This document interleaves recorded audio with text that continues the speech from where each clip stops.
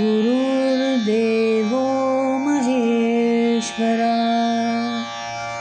गुरु साक्षात् परब्रह्म तस्मै श्री गुरवे नमः।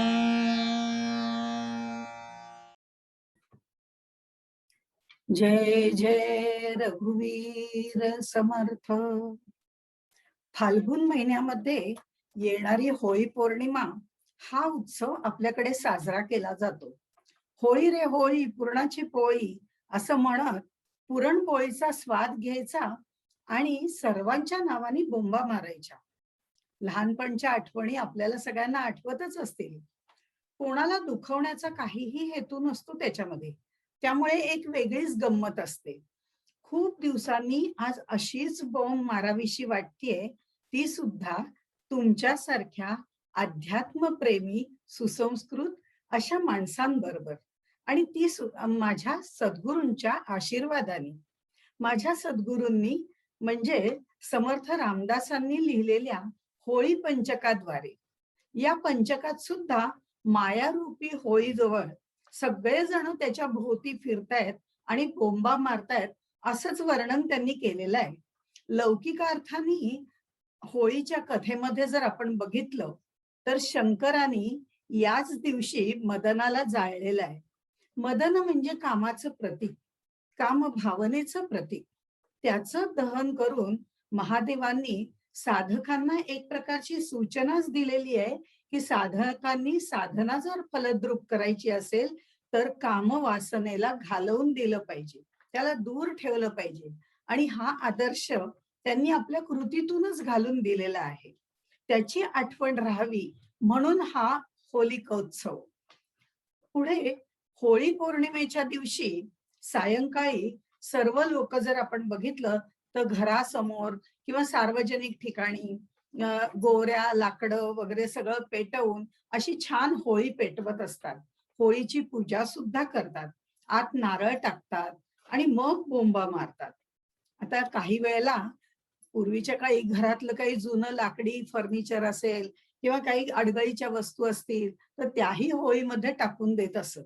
ह्या मागे एकच भावना असायची की ती म्हणजे आपल्या कलुषित विचारांची होळीमध्ये सगळं टाकून मनातली सगळी अडगळ दूर करायची, आणि हे त्याचं प्रतीक असावं कदाचित.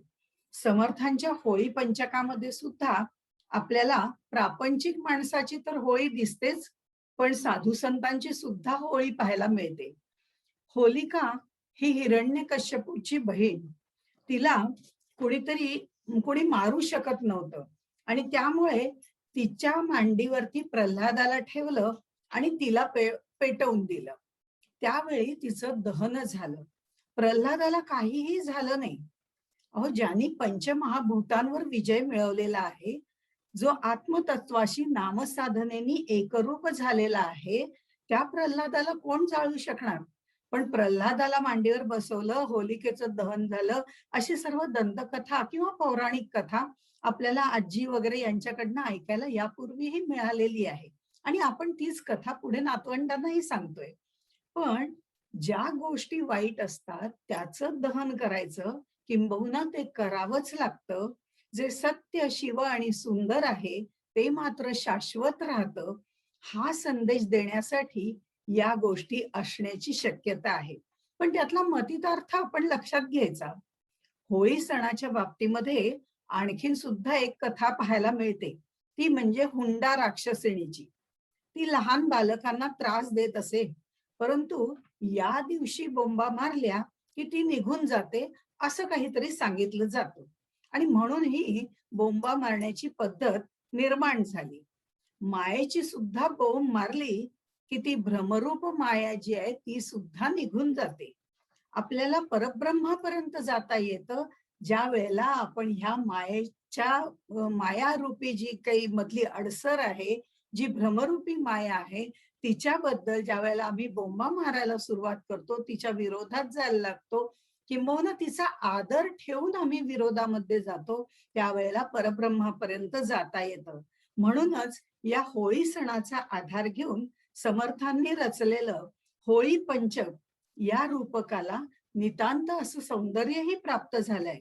अर्थात रूपक असल्यामुळे त्याच्यामध्ये व्यावहारिक अर्थ पण आहेच आहे आणि लौकिक अर्थ सुद्धा आहे आणि पारमार्थिक अर्थ सुद्धा आहे.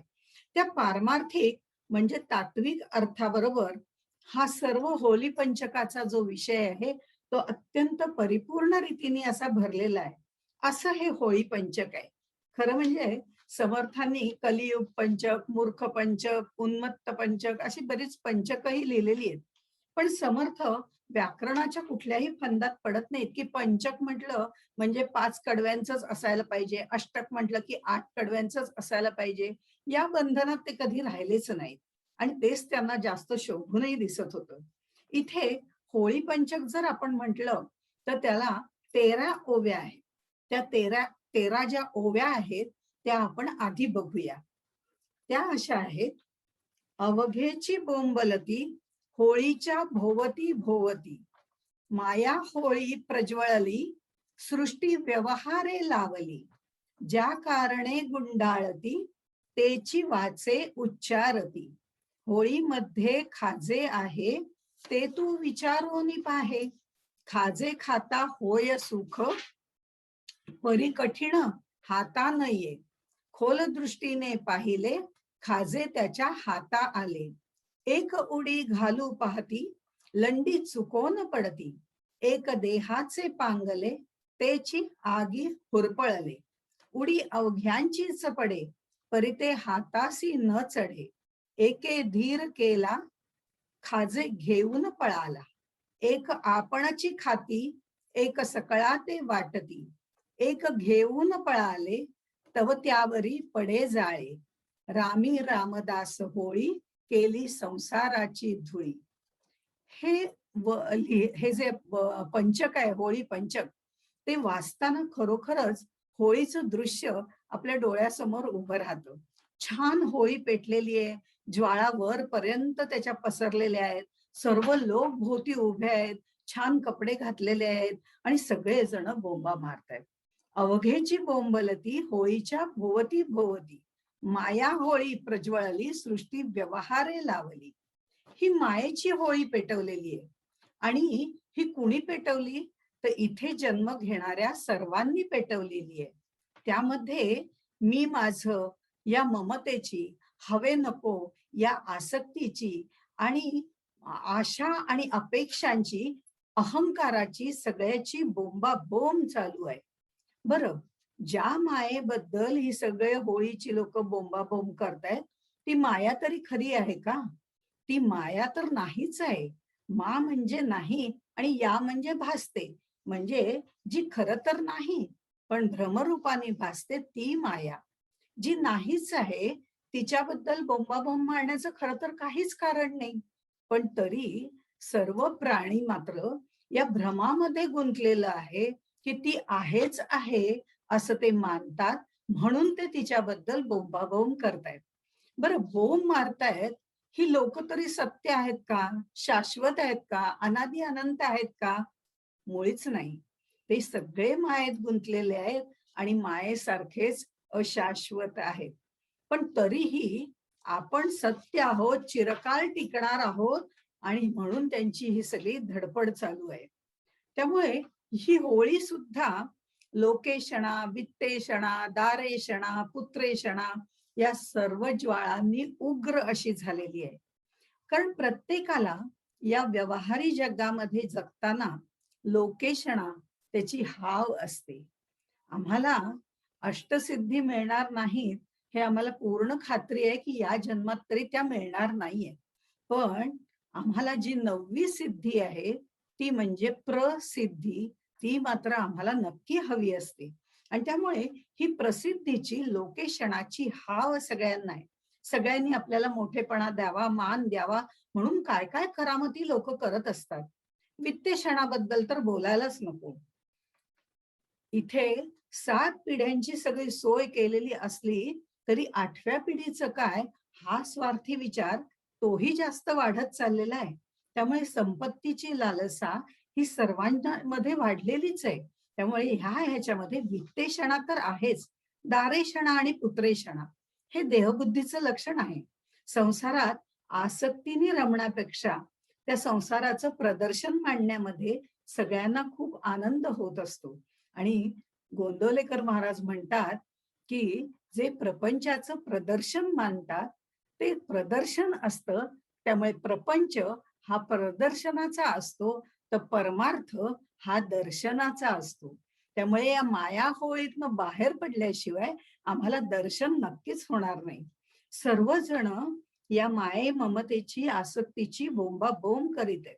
असा हा सगळा सृष्टीचा व्यवहार चाललाय. कारण या सगळ्यामध्ये गुंतल्यामुळे जन्म मरणाच्या चक्रामध्ये हे सगळेजण गुरफटलेले आहेत. अवघेची बोंबलती होळीच्या भोवती भोवती, माया होळी प्रज्वळली, सृष्टी व्यवहारे लावली.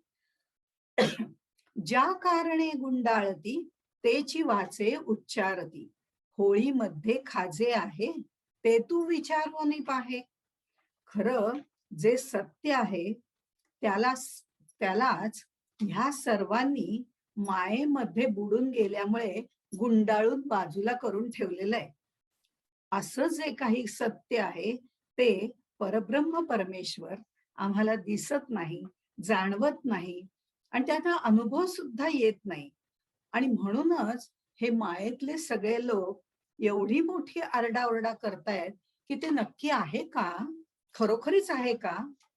मायेच्या ज्वाळांच्या अज्ञानरूपी आवरणामुळे ह्या होळीत असलेलं जे परब्रह्मरूपी खाज म्हणजे खोबरं, हे खोबरं जे आहे ते आत्मतत्व आहे, ते आम्हाला सापडत नाहीये. आणि आम्ही त्याच्याच नावाने ओरडायला सुरुवात केलेली आहे. विचारोनी पाहे, विवंचोनी पाहे. तसं समर्थ इथे सांगतात, तुझा तूच जरा विचार करून बघ, हे खरं आहे का. असं जे तू म्हणतोस ना, ते म्हणणं सुद्धा तुझं त्या तत्वावरच आधारित आहे. देव आहे का, देव आहे का, त्याला रिटायर करून टाका असं म्हणताय, ते तरी कोणत्या जोरावर म्हणताय. ती शक्ती देणाराही तोच आहे. त्यामुळे त्याच्याच नावाने तुम्ही आरडाओरडा करत आहात. खरं म्हणजे तो या तुमच्या मायेमध्ये गुरफटलेला आहे असं तुम्ही सांगताय, तर तसं नाहीये. तुम्हीच त्या मायेमध्ये गुरफटलेले आहात आणि म्हणून पंचकोशांच्या आवरणामुळे तो आम्हाला सापडत नाही. खरं तर तो सापडावा म्हणून आम्ही प्रयत्न करतोय, असं आपण सगळेजण म्हणतोय. ते आपल्या आतच दडलेलं आपलं आत्मतत्व आहे. त्या होळीमध्ये सुद्धा आपण जो नारळ टाकतो नंतर त्यावेळेला तो नारळ आतमध्ये पडलेला असतो. त्या आतमध्ये तो फुटतो आणि त्याच्यामध्ये तापल्यामुळे ते खोबरं जे असतं ते अत्यंत मधुर आणि खूप चविष्ट असं ते खोबरं असतं. आणि ते खोबरं खाण्याचं मात्र सगळ्यांना अगदी महत्व असतं. आणि त्यातलं काढून काढून ते खोबरं कसं खायचं याच्याबद्दल कुठे काठीने होतंय का, कुठे हाताने होतंय का, पण हात भाजतो असं सगळं होऊन ते खोबरं खाण्यामधली मजा काही वेगळीच असते. इथे आपण जर वरवर बघितलं तर तसा अर्थ जर बघितला तर पुरणपोळी हा गोड पुष्ट करणारा असा अन्नकोश आहे. पाणी फिरवतात त्या होळीच्या भोवती, पुरणपोळीचा नैवेद्य दाखवतात, नंतर पाणी फिरवतात. हा जलमय असा पाणी असलेला हा जो आहे तो मनोमय कोश आहे. तप्त झालेला जो आतला अग्नी आहे होळीचा, तो म्हणजे प्राणमय कोश आहे. आणि आत असलेलं खरपूस असं जे खोबरं आहे, ते खोबरं म्हणजे आनंदमय कोश आहे. आणि त्याही आतमध्ये म्हणजे नारळ जो आहे तो आनंदमय कोश आहे आणि जे खोबरं आहे ते म्हणजे आत्मतत्व आहे.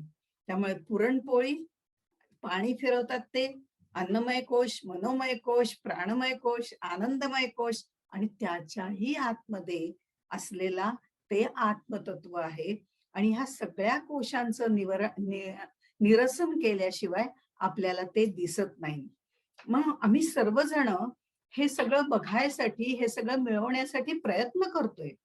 होळीच्या आतमध्ये जो नारळ टाकलेला आहे ते खोबरं खाण्यासाठी सगळेजण अगदी टपलेले असतात. पण ते मिळणं इतकं सहज सोपं नसतं. कारण ही तापत्रयाची होळी आहे. आध्यात्मिक, अधिभौतिक, अधिदैविक असे जे ताप आहेत त्या तापांची ही होळी आहे. सांसारिक आग सगळी अशी भडकली, या त्रिविध तापांची आग भडकली की माणूस हाय हाय करतो, रडतो, ओरडतो. पण समर्थ म्हणतात, जो त्रिविध तापे पोळला तोची अधिकारी झाला. ह्या सर्व तापातनं तावून सुलाखून बाहेर पडल्याशिवाय परमेश्वराचं दर्शन होत नाही. कारण ते होणं अत्यंत आवश्यक असतं. पण ज्या वेळेला ह्या त्रिविध तापाचे चटके आपल्याला मिळतात, त्याच्यानंतर तो तावून सुलाखून निघतो. जसं सोनं सुद्धा बावन कशी आहे का नाही हे पाहण्याकरता त्याला अग्नीतच जावं लागतं. तसंच आम्ही सुद्धा या संसार तापाने अगदी हाय हाय करत असतो, रडत असतो, ओरडत असतो, तरी पण या सर्व संसार रूपी होळीमध्ये आम्ही पुन्हा पुन्हा फिरतच राहतो. त्या होळीभोवती प्रदक्षिणा घालतो. तसंच आम्ही 84 लक्ष योनी फिरतच राहतो. बायको मेली तरी पुन्हा लग्न करतो. मूल झालं नाही तर नवसायास करतो.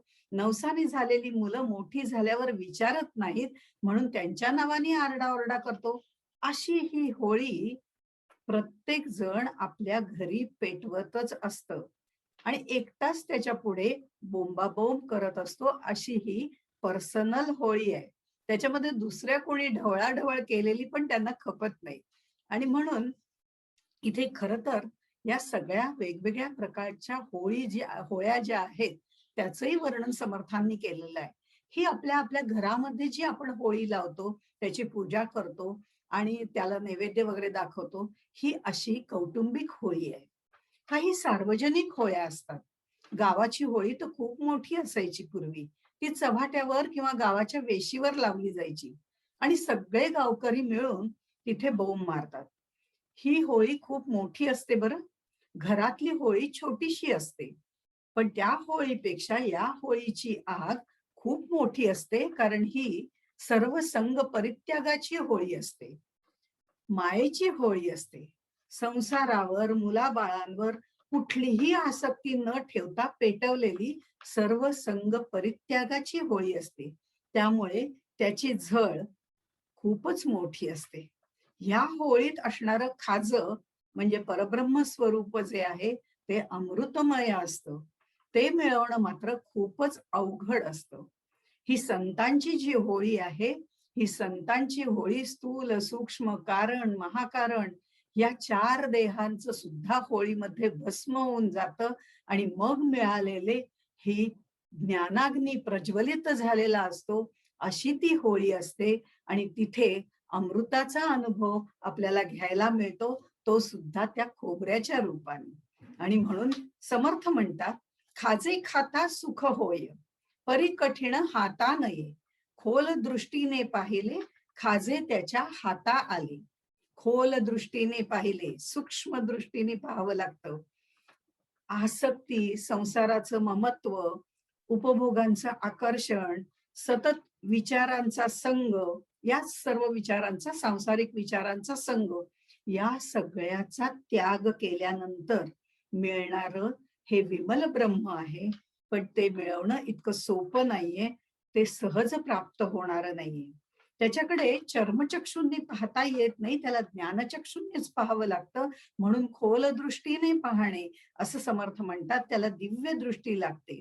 ज्ञानदृष्टीचे देखणे, चर्मदृष्टी पाहो नेणे, अशा प्रकारे ते मनाच्या श्लोकामध्ये पण आपल्याला सांगतात.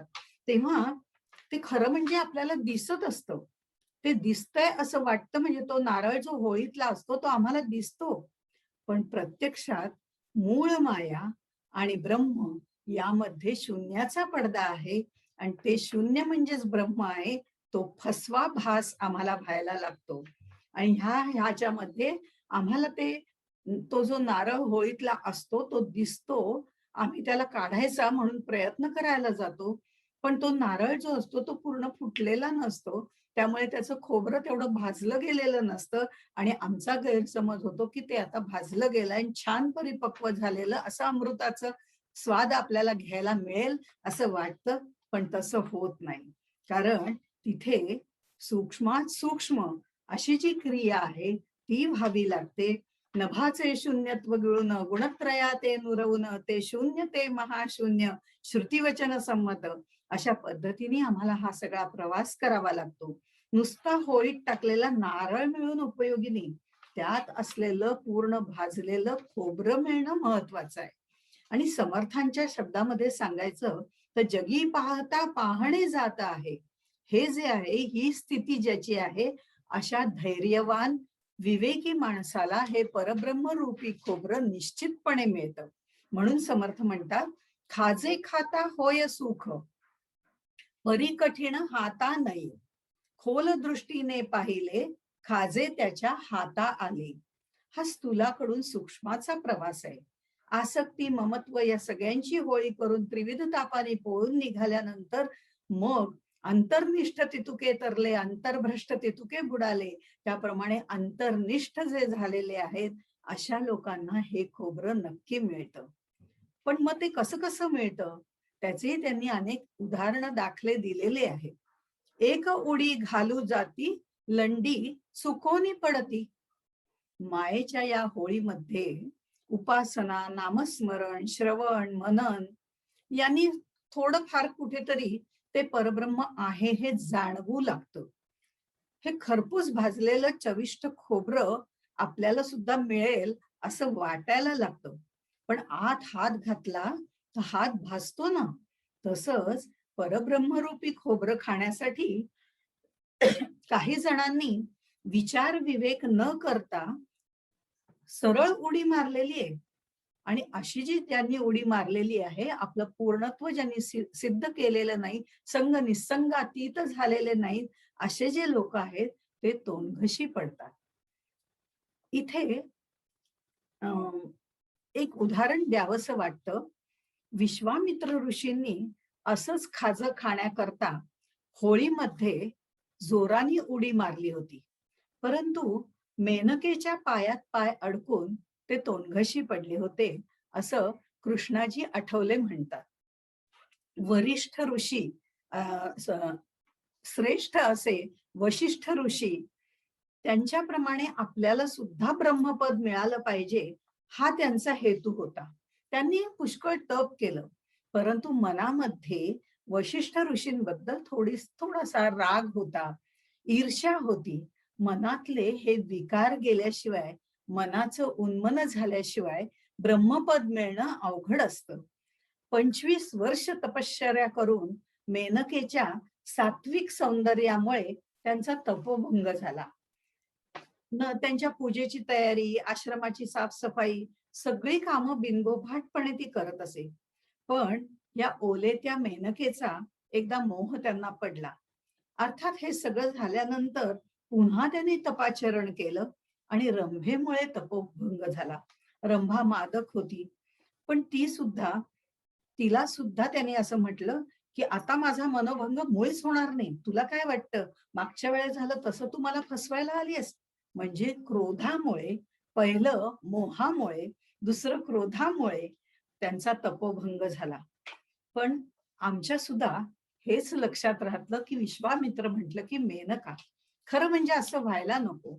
पण दुसऱ्याच्या वाईट गोष्टी आमच्या स्मरणात बऱ्याच काळपर्यंत राहतात, पण दुसऱ्याचे सद्गुण आमच्या मनामध्ये फार कमी वेळ टिकतात, त्याचं आम्हाला विस्मरण होतं. खरं तर या वाईटाचं स्मरण सर्व होळीमध्ये पेटवून द्यायचं असतं, जाळून टाकायचं असतं आणि ज्या चांगल्या आठवणी आहेत त्या आपल्या मनामध्ये निश्चितपणे जागृत ठेवायच्या असतात.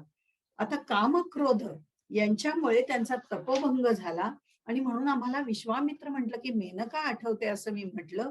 पण विश्वामित्र उपनयन संस्काराच्या वेळी जो गायत्री मंत्र दिला जातो, त्या मंत्राला राजा समजलं जातं. तो विश्वामित्रांना स्फुरलेला मंत्र आहे. विश्वामित्रांची जिद्द, चिकाटी ही सुद्धा वाखाणण्यासारखी आहे. 2 वेळा अपयश येऊन सुद्धा त्यांनी आपला संकल्प सोडला नाही. म्हणजे विश्वामित्र हे मूर्तिमंत प्रयत्नवाद आहेत, हे आम्ही लक्षात ठेवायला पाहिजे. श्रीरामाला शस्त्रास्त्रांचं ज्ञान त्यांनी दिलं, हे आम्ही लक्षात ठेवायला पाहिजे. असो, त्यांनी पुन्हा तप केलं आणि मग त्यांना ब्रह्मर्षी ही पदवी मिळालेली आहे. परब्रह्म रूपी खाजे किंवा खोबरं त्यांनाही मिळालंय. एक देहाचे पांगले, तेची आगी हुरपळले. काही जण या धगीला बघून, धग असते त्या होळीची पेटलेल्या, खूप मोठी धग असते ती, गरम सगळं लागतं, ती बघून काही जण मागे सरकतात. त्यांना कुठलं खोबरं मिळाला? जे त्या धगीपासून सुद्धा लांब पडतात, त्यांना खोबरं मिळणं कठीणच असतं. ते नुसतेच हात चोळत बसतात. अर्थात हे प्रापंचिकांच्या बाबतीत आहे. कारण त्यांना काठावर बसून डुंबण्याचा आनंद घ्यायचा असतो, पण तो कधीच मिळू शकत नाही. अर्थात हे प्रापंचिकांच्या बाबतीत आहे. ते लांबनच होळी बघतात. कारण आम्हाला नेहमी ज्ञानेश्वर दुसऱ्यांच्या घरी निर्माण व्हावा असंच वाटतं, किंवा सैनिक दुसऱ्यांच्या घरी निर्माण व्हावा. कारण ते कष्ट भोगण्याची आमची तयारी नसते. पण काही वेळेला साधकाच्या बाबतीत सुद्धा हे घडू शकतं. साधकाची साधना कुठेतरी अपुरी पडते. काही साधक फक्त उत्तम साधक होण्यातच रस घेतात, तर काही साधक अष्टसिद्धी मिळवतात आणि त्याच्यामध्ये रममाण होतात. त्यामुळे त्यांना तिथपर्यंत जाता येत नाही. एक देहाचे पांगले असं जे म्हटलेलं आहे, तो देहबुद्धीचा अहंकार ज्यांच्या अंगातून पूर्णपणे बाहेर गेलेला नाही, त्यांनाही हे खोबरं मिळणार नाही. ज्ञानेश्वर माऊली आपल्यापेक्षा लहान, त्यांना नमस्कार करावा का आशीर्वाद लिहावा या संभ्रमात असणारे चांगदेव त्यांना कोरा कागद पाठवून देतात. निवृत्तीनाथांच्या आज्ञेवरून त्या कोऱ्या कागदावर चांगदेव 65 लिहून, म्हणजे त्यांनी जे काही तत्वज्ञान त्यांना लिहून पाठवलंय त्याला आपण चांगदेव 65 असं म्हणतो. आणि ही कथा सगळ्यांच्या परिचयाची आहे. त्याच्यामध्ये ते म्हणतात, चांगदेवा तुझे नि व्याजे, माऊलिया निवृत्ती राजे, स्वानुभव रसाळ खाजे, दिधले लोभे. चांगदेवा, तुझ्या निमित्ताने मोठ्या प्रेमाने मधुर असं रसयुक्त शब्द खाद्य तुला पाठवलंय, हे गोड खाज खाऊन घे. द्वैत अद्वैत याच्यात पडण्यापेक्षा हे सगळं आपल्या अपरोक्ष दृष्टीने जिरवून टाक. परोक्ष अपरोक्ष, परोक्ष ज्ञान म्हणजे जे आपल्याला ग्रंथातून श्रवणातून वगैरे मिळालेलं असतं त्याला परोक्ष ज्ञान, परईक्ष ज्ञान, दुसऱ्याकडून मिळालेलं ज्ञान. हे आपण अनुभवलेलं नसतं, त्यामुळे ते आपल्याला दुसऱ्याकडनं मिळालेलं असतं, ते फक्त वाटचाल करण्यापुरतं असतं.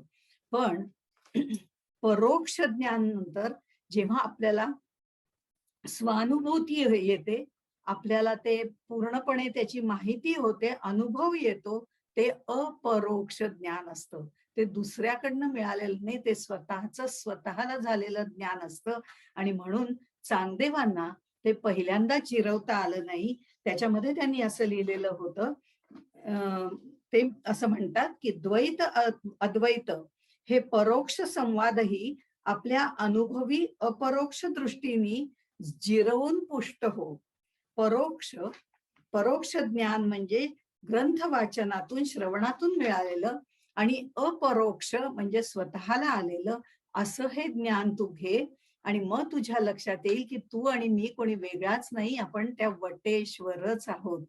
पण हे खाज चांगदेवांना अहंकार बुद्धीपायी प्रथम जिरवता आलं नाही. व्याघ्रावर स्वार होऊन सर्प हाती घेऊन ते भेटीस गेले आणि सजीवावरची आपली सत्ता जी आहे ती दाखवण्याचा मोह त्यांना टाळता आला नाही.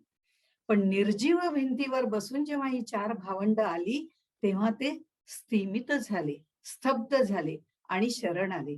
मुक्ताबाईंनी गुरुपदेश केल्यानंतर त्या रसाळ खोबऱ्याचा स्वाद चांगदेवांनाही घेता आला. असं गुरु उपदेशाने मायेच्या होळीतलं खोबरं त्याची सुद्धा चव घेता येते.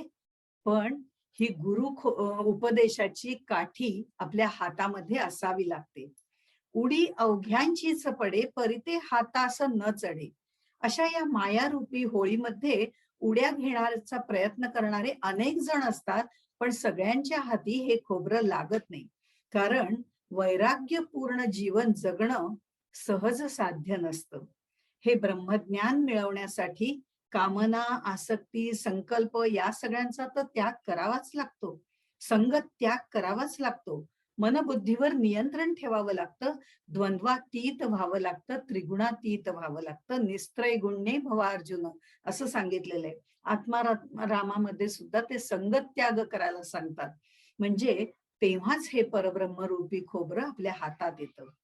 संग निसंग व्हावं लागतं.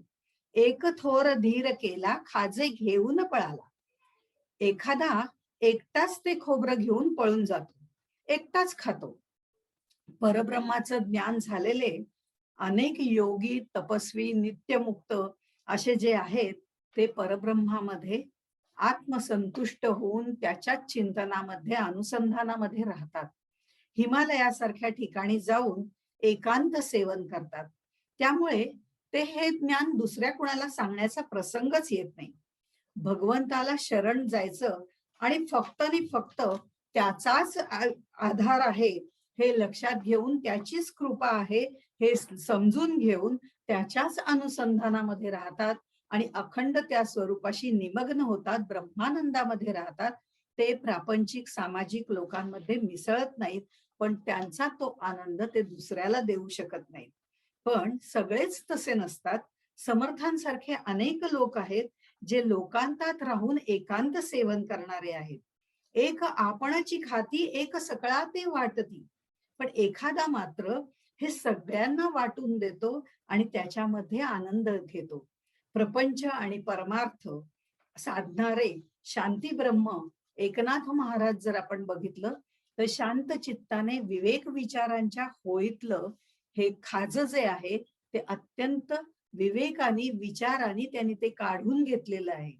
संत तुकारामांसारखे जर आपण बघितलं तर प्रपंचाच्या भडकलेल्या या होळीतनं त्यांनीही हे खाजं काढलेलं आहे आणि आमच्या सारख्या प्रपंच परमार्थ करणाऱ्या सर्व लोकांमध्ये वाटून दिलेलं आहे. तुकारामांसारखे अतिशय सहनशील असे संत हा प्रसाद बालगोपालांना वाटतात. तो म्हणजे ते खाजं वाटताना सुद्धा त्यांनी हे खाजं खाण्यासाठी ज्या वेळेला शिवाजी महाराज आले त्यावेळेला त्यांनी समर्थ रामदासांसारख्या राजकारण देवकारण आणि धर्मकारण करणाऱ्या थोर संताकडे जाऊन त्या खोबऱ्याचा आस्वाद तू जरूर घे असा उपदेश सुद्धा त्यांना केलेला आहे. संत निवृत्तीनाथांकडून हे खोबरं ज्ञानदेवांनी अगदी बालवयातच मिळवलेलं आहे. ज्ञानेश्वर माऊलींनी आनंदाने ते मुक्ताबाई सोपानदेव विसोबा खेचर अनेकांना दिलेलं आहे. म्हणून समर्थ असं म्हणतात की एक सकळा ते वाटती एक घेऊनी पळाला तव त्यावरी पडे जाळे. एक सकळा ते वाटती म्हणजे हे असं या पद्धतीने प्रत्येकाने एकमेकांना दिलेलं आहे. एक घेऊन पळाले तव त्यावरी पडे जाळे. एखादा ते खोबरं एकटाच हिसकावून घेतो आणि पळून जातो ते मिळाल्यानंतर. अगदी कबीरासारखा. रामानंद स्वामी अत्यंत कर्मठ होते. कबीरांना हे परब्रह्मरूपी खाजं द्यायला अजिबात तयार नव्हते, पण तरीही कबीरांनी त्यांच्याकडनं ते हिसकावूनच घेतलेलं आहे. रामानंद स्वामी रोज सकाळी गंगा स्नानाला जात असत आणि श्रीमुखानी राम राम असं म्हणत असत. कबीरांना हे माहिती होतं. त्यांच्या गुरुमुखातून मंत्र मिळवण्यासाठी कबीरांनी पहाटेच्या वेळी गंगेच्या पायऱ्यांवरती ते आडवे झोपले होते. अंधाराची वेळ अशी असल्यामुळे रामानंदांचा चरणस्पर्श त्यांचा झाला आणि त्यांच्या मुखातून श्रीराम असे शब्द बाहेर पडले. तोच गुरुमंत्र मानून कबीर यांनी त्यांना गुरु केलं. कबीर अत्यंत विचारवंत होते. त्यांनी असा विचार केला की गुरु करणं हे कर्मकांड करण्यापेक्षा गुरु मानून गुरु मंत्र श्रवण करणं, तो आत्मसात करणं आणि गुरुच्या आज्ञेने वागणं हे जास्त श्रेष्ठ आहे. म्हणून समर्थ इथे म्हणतात एक घेऊन पळाले. कबीरांनी हे खाजे म्हणजे खोबरं रामानंदांकडनं पळवूनच आणलं. अर्थात यालाही धारिष्टही लागतं, हे तितकंच खरं आहे. शिवाय हे खाजं एकट्याने खाल्लं नाही बरं. त्यांनी ते भगवान दास, कमाल, कमाली, जीवदास, रामकृपाल या सगळ्यांना दिलं. रामी रामदास होळी केली संसाराची धुळी. समर्थ रामदास स्वामी या संसाराच्या होळीमधनं त्यांनी मात्र पाऊल टाकता क्षणीच ते खोबरं घेऊन बाहेर आले. लग्न मंडपामध्ये सावधान म्हणताच जे बाहेर आले, जे तिथून पळून निघाले, जे सावध झाले असे हे समर्थ रामदास. त्यांनी या होळीतलं खोबरं स्वतःही खाल्लं आणि विवेक विचाराने हस्तगत केलं आणि सगळ्यांना दिलं. विवेक विचार यांनी मिळवलेलं हे खोबरं आनंदाने सगळ्यांना वाटून दिलं. पण ते खाजं म्हणजे ब्रह्मज्ञान कसं मिळवायचं याचं उत्तम मार्गदर्शन सुद्धा एकनाथांप्रमाणे, तुकारामांप्रमाणे समर्थ रामदासांनी सुद्धा केलं. आत्माराम दासबोध या ग्रंथामधनं केलं. आत्माराम दासबोध माझे स्वरूप स्वतः सिद्ध, न करावा खेद भगवत भजनी. नका करू खटपट पहा माझा ग्रंथ नीठ, तेणे सायुज्यतेची वाट गवसेल की. असं विवेक विचारांनी प्रत्येकाला सांगणारे असे समर्थ रामदास होते. त्यांनी या होळीतलं खोबरं असंच आणलेलं आहे आणि अनेक शिष्य महंतांना वाटलेलं आहे. कल्याण स्वामी आहेत, उद्धव स्वामी आहेत, अक्का स्वामी आहेत, वेण्णा स्वामी आहेत, किती नावं घ्यावी. ज्यांनी या समर्थांनी दिलेल्या खोबऱ्याचा आस्वाद लुटलेला आहे. श्रीरामाचा दास झालेले असे हे समर्थ रामदास. श्रीरामाचा दास झाले म्हणूनच समर्थ होऊन जगाचे स्वामी बनले ते हे समर्थ रामदास स्वामी. त्यांचं हे होळी पंचक या तापोत्रयाच्या मायेच्या होळीतून बाहेर पडून तुम्हाला आम्हाला सर्वांना परमार्थ मार्गाकडे वळवण्याची प्रेरणा देणारं हे होळी पंचक निश्चितपणे प्रेरणा देईल आणि ती प्रेरणा समर्थांनी आम्हाला द्यावी अशी एक विनंती करून, एक नम्र प्रार्थना करून मी इथेच थांबते. जय जय रघुवीर समर्थ.